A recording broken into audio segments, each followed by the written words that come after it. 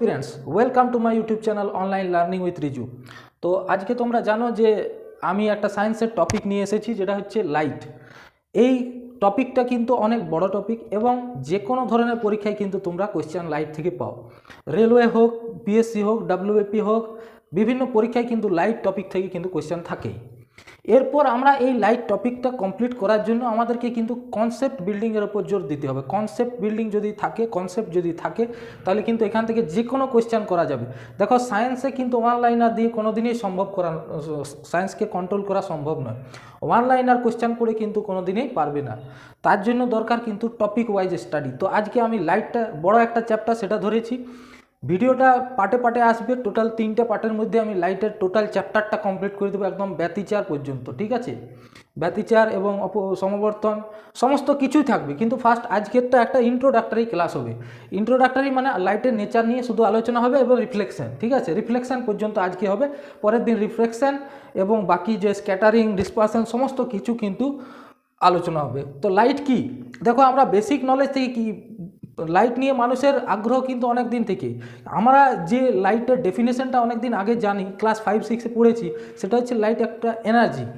Light একটা energy, শক্তি, যেটা কিন্তু আমাদের একটা সেন্স অফ ভিশন তৈরি করে, মানে দৃষ্টি বা দৃষ্টির একটা ভিশন, শক্তি তৈরি, দেখার জন্য সাহায্য করে। সেন্স অফ ভিশন কিন্তু তৈরি করে, দৃশ্যানুভূতি তৈরি করে, যদি ভালো বাংলায় বলা হয় দৃশ্যানুভূতি তৈরি করে। এটা হচ্ছে একদম বেসিক সংজ্ঞা, কিন্তু আমাদেরকে সব অ্যাঙ্গেল থেকেই আলোকে দেখতে হবে। আরেকটা যে ইম্পর্ট্যান্ট জায়গা, সেটা হচ্ছে আলো একটি electromagnetic wave, transverse electromagnetic wave, তড়িৎ চুম্বকীয় তরঙ্গ। ইলেকট্রোম্যাগনেটিক মানে হচ্ছে তড়িৎ চুম্বকীয় তরঙ্গ। তো তির্যক তড়িৎ চুম্বকীয় তরঙ্গ হচ্ছে আলো। আলো হচ্ছে একটি তির্যক তড়িৎ চুম্বকীয় তরঙ্গ। কোয়ান্টাম তত্ত্বতে কি বলছে দেখো, এগুলো এক একটা তত্ত্ব। তরঙ্গ তত্ত্বতে বলছে যে আলো একটা তড়িৎ চুম্বকীয় তরঙ্গ। আচ্ছা, কণা যেটা পার্টিকেল নেচার, সেখানে বলছে আলো একটা কণা, ফোটন একটা কণা। তো কণা তত্ত্বতে বলছে যে আলো তৈরি হয়েছে ফোটন, বা ফোটন যেটা একটা কণা, একটা পার্টিকেল, সেটা দিয়ে তৈরি হয়েছে। তো ফোটন হচ্ছে কোয়ান্টাম অফ লাইট। ঠিক আছে, কোয়ান্টাম অফ লাইট মানে হচ্ছে ফোটন, বা ফোটনের যে কোয়ান্টাম তাকে বলছে, এই লাইটের যে কোয়ান্টাম তাকে বলছে ফোটন। তো এইগুলো কিন্তু মোটামুটি একটা ডেফিনেশন আছে। এরপর যে প্রশ্নটা মাথায় আসে, যে আলোকে বিজ্ঞানীরা অনেকেই কিন্তু পার্টিকেল বা কণা হিসাবে ধরেছে, অনেকে আবার ওয়েভ ধরেছে। আমরা যদি পার্টিকেল নেচারটার কথা যাই, তো পার্টিকেল নেচারের কিন্তু অনেক বৈশিষ্ট্য আমরা দেখতে পাবো। আর যদি আমরা ওয়েভ নেচারের কথা বলি, তো ওয়েভ নেচারটা আমাদের কাছে অনেক আছে। ওয়েভ নেচার যেমন ধরো নিউটন ডিস্ক, যেটা ক্লাস 9-10-এ এক্সপেরিমেন্ট করার জন্য দেখবে 7টা রঙের থাকে, তারপর ঘুরিয়ে দিয়ে একটা মিক্স তৈরি হয়, এটাও কিন্তু ওয়েভ নেচারের কথা বলে। আচ্ছা, এছাড়াও কি আছে, ব্যতিচার, সমাবর্তন, অপবর্তন, এগুলো সমস্তই হচ্ছে আলোর তরঙ্গ তত্ত্বের প্রমাণ। আলো যে একটা তরঙ্গ, তার প্রমাণ হচ্ছে ওই ঘটনাগুলো। ঠিক আছে, তো এগুলো আমরা জানলাম যে লাইট একটা, এতগুলো প্রসেসে লাইটকে ডিফাইন করা যায়। লাইট হচ্ছে একটা কোয়ান্টাম, লাইটের কোয়ান্টাম হচ্ছে ফোটন, ফোটন দিয়ে তৈরি হয়েছে লাইট। কেউ বলছে লাইট হচ্ছে তড়িৎচুম্বকীয় তরঙ্গ, মানে সব রকমই আছে। কেউ বলছে লাইট হচ্ছে এনার্জি, ফোটন হলেও তো ফোটনের এনার্জি আছে। ঠিক আছে, তো এই সমস্ত ডেফিনেশনগুলো আছে। এরপর আমরা যেটা জানবো, পরীক্ষার পার্সপেক্টিভে যেটা জানবো, যে আলোর কতগুলো প্রপার্টি। আলোর মেন প্রপার্টি যেটা হচ্ছে, আলো কিন্তু মাধ্যম ছাড়া যেতে পারে।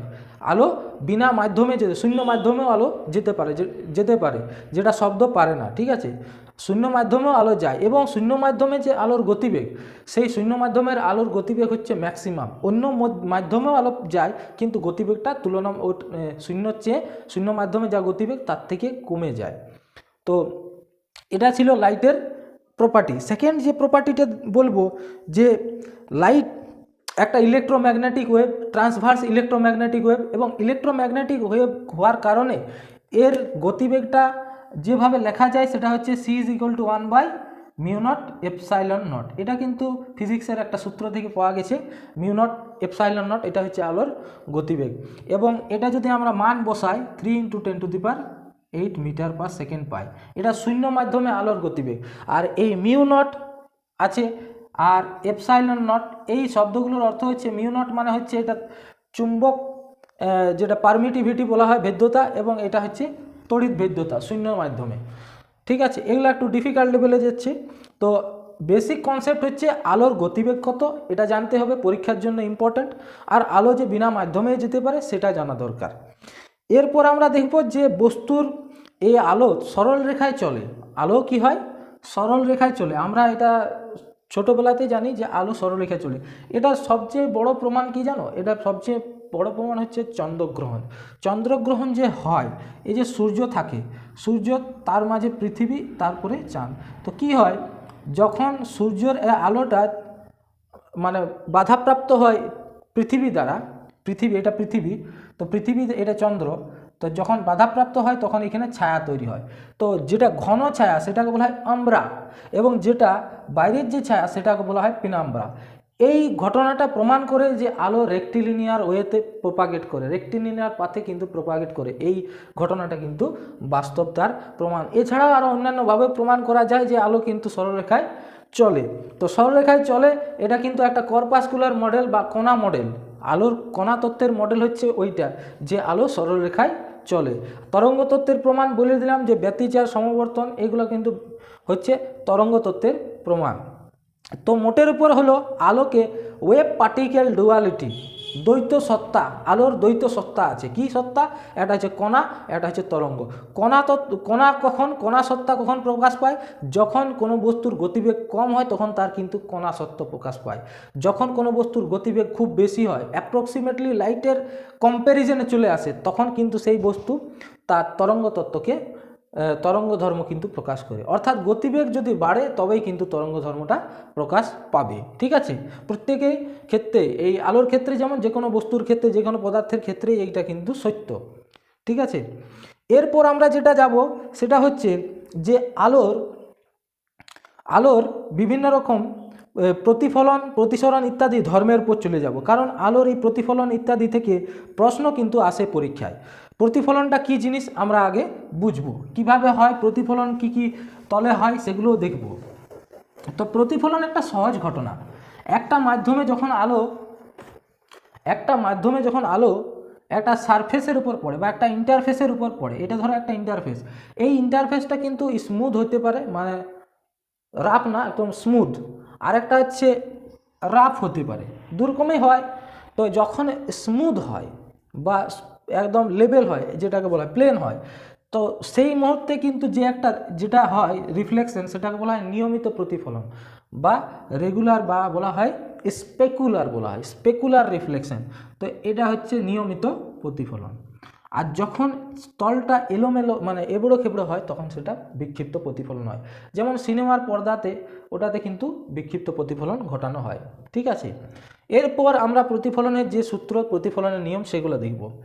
এই একটা তল ধরো এবি, এই তলের উপর আলো রশ্মি ধরো এন পড়লো, এটা হচ্ছে আপতিত রশ্মি, এমএনটা হচ্ছে আপতিত রশ্মি, আর এন থেকে ও চলে যাচ্ছে, এটা হচ্ছে প্রতিফলিত রশ্মি। আর এইটা এন ড্যাশ, এটা হচ্ছে একটা লম্ব, এটা কি? অভিলম্ব। তো অভিলম্বের সঙ্গে আপতিত রশ্মির যে কোণ, সেটাকে বলা হয় আপতন কোণ। প্রতিফলিত রশ্মির সঙ্গে যে অভিলম্বের কোণ, সেটাকে বলা হয় প্রতিফলন কোণ। এবং এই আপতিত রশ্মি, প্রতিফলিত রশ্মি এবং অভিলম্ব, এই তিনটি কিন্তু একই তলে থাকে, সিঙ্গেল প্লেনের উপর থাকে। এটা হচ্ছে প্রতিফলনের প্রথম সূত্র। দ্বিতীয় সূত্র হচ্ছে যে আপতন কোণ সমান প্রতিফলন কোণ, এটা সর্বদা সত্য। আপতন কোণের সঙ্গে প্রতিফলন কোণ কিন্তু সমান হবে। এছাড়াও এখান থেকে একটা কোয়েশ্চেন আসে, যেটা হচ্ছে বিচ্যুতি। আলোর বিচ্যুতি কি জিনিস? আমরা জানি যে রাস্তায় যাওয়ার কথা ছিল সেই রাস্তায় যদি না যায়, অন্য কোনো রাস্তায় চলে যায়, তখন সেটাকে বলে বিচ্যুতি। বুঝতে পারলে? ধরো কেউ যাচ্ছিল এইদিকে, ঘুরে দিল ওইদিকে, তখন হয়ে গেল এটা বিচ্যুতি। কোনটা বিচ্যুতি? না, যে রাস্তায় যেত আর যে রাস্তায় গেছে, এই দুটোর মাঝখানে যে কোনটা, সেটাকেই বলা হয় বিচ্যুতি। বুঝতে পারলে? লোকটা এখান থেকে এখানে যাচ্ছিল, কিন্তু বেঁকে দিল ওইদিকে, তাহলে যে অ্যাকচুয়াল রাস্তা যেটা হওয়া উচিত ছিল এবং যেটাতে গেছে, তার মাঝে যে কোনটা, সেটাই হচ্ছে বিচ্যুতি। আলোর ক্ষেত্রেও তাহলে বিচ্যুতি কোনটা হবে? বিচ্যুতি যদি আলোক রশ্মি এরকম যেত, তাহলে আমি ধরে নিই ইন্টারফেসটা নেই, তলটা নেই, তাহলে আলো সোজা যেত।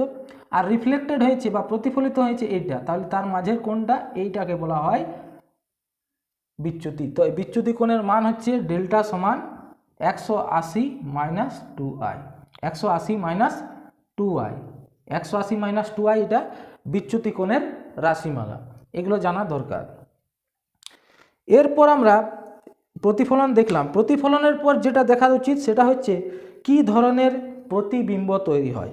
এরপর আমরা দেখব প্রতিবিম্ব, প্রতিবিম্বটা কত রকমের হয়। ঠিক আছে, প্রতিবিম্বের সংজ্ঞা কি? প্রতিবিম্বের সংজ্ঞা হচ্ছে রাশিমাল, যখন দুটি রশ্মি মিলিত হয় বা কোনো জায়গা থেকে অপসৃত হয় তখন যে চিত্রটা তৈরি হয়, যে ইমেজটা তৈরি হয়, সেটা হচ্ছে প্রতিবিম্ব। তো প্রতিবিম্ব হওয়ার জন্য কিন্তু রিফ্লেকশনেই দায়ী। ঠিক আছে, প্রতিবিম্ব তৈরি হয় রিফ্লেকশনের দ্বারা। তো প্রতিবিম্ব কয় প্রকার আছে? প্রতিবিম্ব হচ্ছে দুই প্রকার, এটা ডেফিনেশনে দেখে নাও এবং এদের পার্থক্যটাও দেখে নাও। একটা হচ্ছে সদ্বিম্ব আর একটা হচ্ছে অসদ্বিম্ব। সদ্বিম্ব অসদ্বিম্ব সংজ্ঞা। সদ্বিম্ব মানে আমি বললাম যে প্রতিফলনের দ্বারা কিন্তু এই প্রতিবিম্ব বা ইমেজ তৈরি হয়। তো ইমেজ তৈরির জন্য দুটি রশ্মি কিন্তু দরকার আছে, মিনিমাম দুটো রে কিন্তু দরকার। যদি ইমেজ তৈরি হতে হয় দুটো রে কিন্তু দরকার। ইনসিডেন্ট রে, রিফ্লেক্টেড রে, তার মধ্যে হয়ে যায় প্রতিবিম্ব। তো এই প্রতিবিম্বটা যদি বাস্তবে রশ্মি মিলিত হয় তখন সে বলা হয় সদ্বিম্ব। আর যদি মনে হয় অপসৃত হচ্ছে বা বাস্তবে মিলিত হচ্ছে না তখন সেটা হয় অসদ্বিম্ব। এবং সদ্বিম্বর ক্ষেত্রে দর্পণের কোনো কিছুর উপর, দর্পণের উপর কিন্তু এই প্রতিবিম্বটা ফেলা যায়। ঠিক আছে, পর্দায় ফেলা যায়, পর্দায় ফেলা যায়, কিন্তু অসদ্বিম্ব পর্দায় ফেলা যায় না। অসদ্বিম্বের উদাহরণ হচ্ছে আয়না। আয়নাতে আমরা যে ছবি দেখি সেটা কিন্তু পর্দায় ফেলা যাবে না, সেটা হচ্ছে অসদ্বিম্ব, আয়নারটা। এছাড়াও তোমরা উত্তল দর্পণে যে আমরা যে ইমেজটা দেখি, উত্তল দর্পণে যে ইমেজ বা প্রতিবিম্ব দেখি সেটা কিন্তু উত্তল দর্পণে অসদ্বিম্ব, অবতল দর্পণে প্রতিবিম্ব সদ্বিম্ব। ঠিক আছে, আর একটা নির্দিষ্ট কেসেই কিন্তু অবতল দর্পণে অসদ্বিম্ব হয়, একটা নির্দিষ্ট কেসে। বাকি সব ক্ষেত্রে কিন্তু অবতল দর্পণে সদ্বিম্বই গঠিত হয়। তো এটা ছিল প্রতিবিম্ব। প্রতিবিম্ব গঠন হওয়ার জন্য মূল ঘটনা যেটা দরকার সেটা হচ্ছে আলোকরশ্মি মিলিত হয় বা যেখান থেকে অপসৃত হচ্ছে। একটা চিত্র তোমাদের কাছে তুলে ধরি। ধরো এটা একটা মিরর। ঠিক আছে, এটা একটা মিরর। তো মিররটার ভেতর দিকটা, বাইরের দিকটা এরকম রাখছি, তার মানে এটা কোন ধরনের মিরর? এটা হচ্ছে কনকেভ মিরর। এটা হচ্ছে কনকেভ মিরর বা অবতল দর্পণ। এই অবতল দর্পণে ধরো এরকম করে রশ্মি একটা এলো, এই রশ্মিটা এখানে গিয়ে আবার এদিকে এলো, আরেকটা রশ্মি এখান থেকে এখানে গেল। তো এই যে মাঝের পয়েন্টে মিলিত হচ্ছে, সেই পয়েন্টে যে চিত্রটা হচ্ছে সেটা হচ্ছে বাস্তবে মিলিত হয়েছে, তার মানে এটা সদ্বিম্ব। অর্থাৎ বাস্তবে যখন মিলিত হবে তখন সদ্বিম্ব হবে। এটা ছিল প্রতিবিম্বর ডেফিনেশন। ঠিক আছে, এরপর আমরা দেখব বিভিন্ন ধরনের মিরর বা দর্পণ। দর্পণ এবং লেন্স এই দুটোর মধ্যে অনেকে গুলিয়ে ফেলে। দেখো দর্পণে কি হয়, দর্পণে মেনলি হয় রিফ্লেকশন বা মিররে হয় রিফ্লেকশন, আর লেন্সে হয় রিফ্র্যাকশন বা প্রতিসরণ। মনে রাখবে, রিফ্লেকশন হচ্ছে দর্পণে আর রিফ্র্যাকশন হচ্ছে লেন্সে। লেন্সে হচ্ছে প্রতিসরণ, দর্পণে হচ্ছে প্রতিফলন। এটা মাথায় রাখতে হবে। এরপর আমরা দেখব মিরর। বিভিন্ন ধরনের যে মিরর আছে, মিরর বা বাংলায় বলা হয় দর্পণ। তো দর্পণ দু রকমের হয়। দর্পণ হচ্ছে দু রকমের হয়। একটা হচ্ছে সমতল দর্পণ আর আরেকটা হচ্ছে গোলীয় দর্পণ। দর্পণ দু রকম, সমতল দর্পণ আর একটা গোলীয় দর্পণ। সমতল দর্পণ এবং গোলীয় দর্পণের ডিফারেন্স আছে। সমতল দর্পণের আমরা প্রথমে পড়ব সমতল। ঠিক আছে, তো সমতলে কি হয়, একটা এরকম মিরর এরকম একটা থাকে সমতল দর্পণ। এইখানে ধরো একটা বস্তু আছে, এইখান থেকে লাইট রিফ্লেক্ট হয়ে আসে, তারপরে আবার একটা ইমেজ তৈরি হয় দর্পণের এই পিছনে। দর্পণের পিছনে তৈরি হয় প্রতিবিম্বটি। তাহলে বস্তুচিত্র হচ্ছে এবি, আর দর্পণের পিছনে প্রতিবিম্ব চিত্র হচ্ছে এ ড্যাশ বি ড্যাশ যদি ধরি তাহলে এইটা হচ্ছে তার ছবিটা। এরপর সমতল দর্পণের কিছু ধর্ম আছে। সমতল দর্পণের কি কি ধর্ম আছে? সমতল দর্পণের ক্ষেত্রে বস্তু থেকে প্রতিবিম্বের এই বস্তু থেকে দর্পণের যে দূরত্ব, প্রতিবিম্ব থেকে দর্পণের তাই দূরত্ব, মানে বস্তু দূরত্ব সমানে প্রতিবিম্ব দূরত্ব। বস্তু দূরত্ব মানে দর্পণ থেকে বস্তুর যে দূরত্ব সেটা হচ্ছে বস্তু দূরত্ব, আর দর্পণ থেকে প্রতিবিম্বের যে দূরত্ব সেটা হচ্ছে প্রতিবিম্ব দূরত্ব, এই দুটো সমান হয়। এইখান থেকে একটা কোশ্চেন আসে, দেখো কেমন কোশ্চেন আসে, বলবে যে একটা সমতল দর্পণ থেকে বস্তুকে 5 ফুট দূরে সরিয়ে নেওয়া হলো, তাহলে প্রতিবিম্বটি বস্তু থেকে কত দূরে সরে যাবে এবং দর্পণ থেকে কত দূরে সরে যাবে, বস্তু থেকে কত দূরে এবং দর্পণ থেকে কত দূরে। যদি বলি বস্তুটি থেকে প্রতিবিম্বটি যদি 5 ফুট সরানো হয়, ধরো এটা 5 ফুট সরালাম, এইদিকে 5 ফুট সরালাম, তাহলে এটিও এইদিকে 5 ফুট সরে যাবে, ঠিক আছে। এরপর প্রশ্নটার উপর নির্ভর করে কিন্তু উত্তর হবে, কি উত্তর, যে প্রতিবিম্বটা কত দূরে গেল। দেখো এখানে 10 ফুট কিন্তু ডিস্টেন্স কত আছে বস্তুর থেকে প্রথম প্রতিবিম্বের 10, এটাই মনে রাখবে যে বস্তুর দূরত্ব থেকে ডবল হবে এবং দর্পণের থেকে যা আছে তাই হবে। এইখান থেকে কিন্তু কোয়েশ্চেন আসে, আমি এমসিকিউ করাবো, এই ক্লাসগুলো হলে এমসিকিউ করাবো। এছাড়াও আরেকটা মনে রাখতে হবে, সমতল দর্পণের ফোকাস দূরত্ব হচ্ছে অসীম, কারণ সমতল দর্পণে রশ্মিগুলো মানে সমতল দর্পণের ক্ষেত্রে মিলিত হচ্ছে না, তাহলে ফোকাস দূরত্ব কিন্তু অসীম, ঠিক আছে। ফোকাস দূরত্ব হচ্ছে সমতল দর্পণের অসীম, সমান্তরাল রশ্মিগুলো কখনোই মিলিত হয় না। তারপরে যেটা হচ্ছে যে ঘটনাটা, সেটা যে বস্তু, এই যে আয়না, এটা ধরো আয়না, আমি সমতল দর্পণ মানে আয়না ধরছি, তাহলে সমতল দর্পণে কোনো একটা বস্তুকে যদি দেখতে হয় তাহলে আয়নার সাইজটা কত হয় সেটাও কিন্তু পরীক্ষায় পড়ে।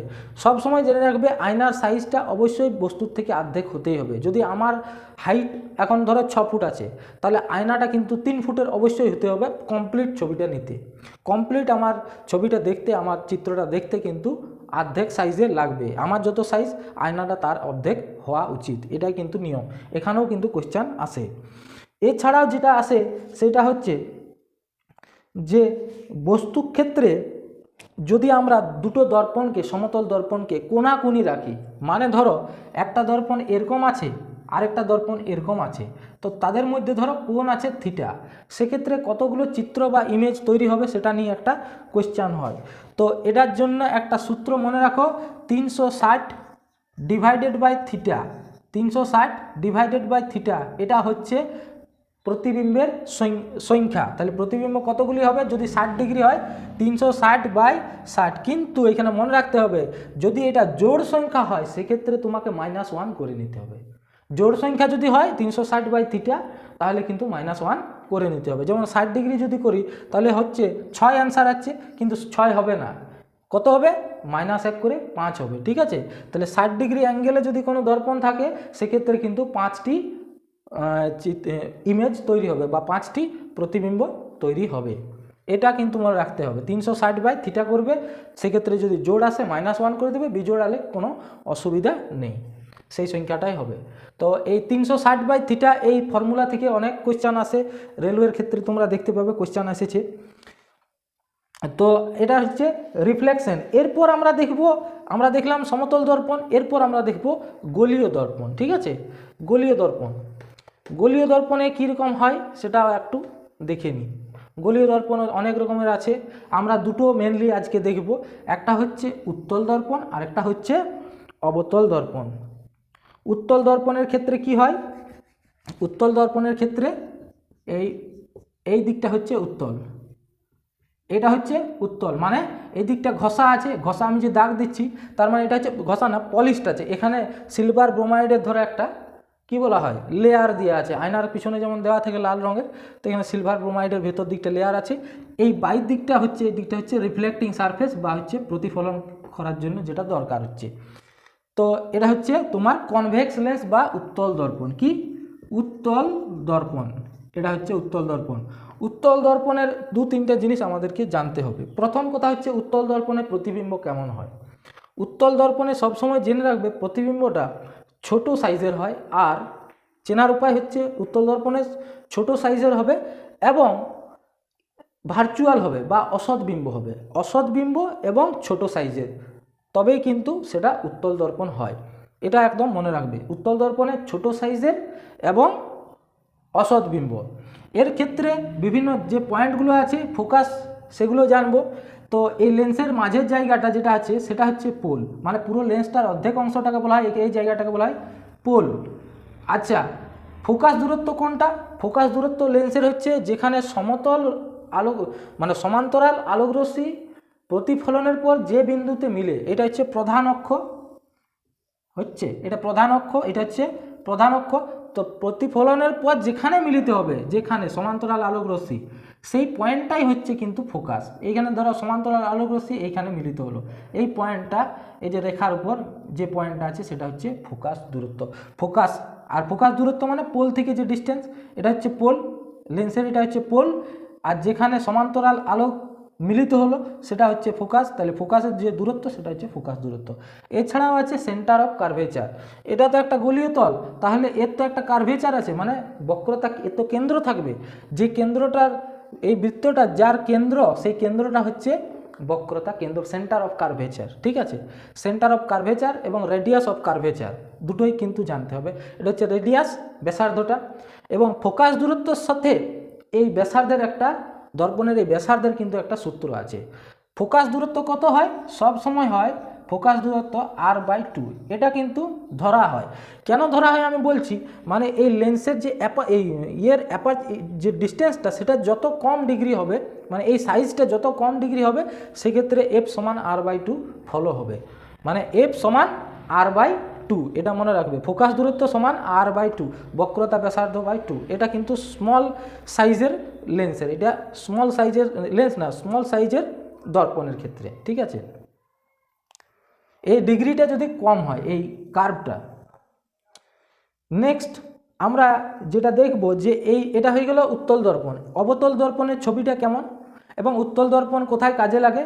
উত্তল দর্পণ কাজে লাগে হাইপারমেট্রোপিয়াতে। ঠিক আছে, আর অবতল দর্পণ লাগে মায়োপিয়াতে। এটা মনে রাখবে। কনকেভ লেন্স আর কনভেক্স লেন্স, উত্তলকে বলা হয় কনভেক্স, একে বলা হয় কনভেক্স। মনে রাখবে, ইংরেজি টার্মটাও কিন্তু অনেক জানতে হবে। কনভেক্স মানে হচ্ছে উত্তল, কনকেভ মানে হচ্ছে অবতল। কনকেভ লেন্স, এরপর আমরা কনকেভ লেন্স দেখছি। কনকেভ লেন্স ছবিটা,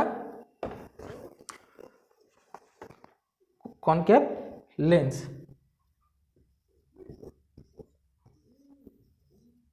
কনকেভ লেন্সের ক্ষেত্রে কি হবে? ভেতরের দিকটা হবে রিফ্লেক্টিং সারফেস। এই যে ভিতরের দিকটা হবে রিফ্লেক্টিং, আর বাইরের দিকটা হবে তোমার পলিশড। ঠিক আছে, ভেতরের দিকটা হবে রিফ্লেক্টিং। তো এটা হয়ে গেল কনকেভ লেন্স। কনকেভ লেন্স হচ্ছে মায়োপিয়াতে ব্যবহৃত হয়।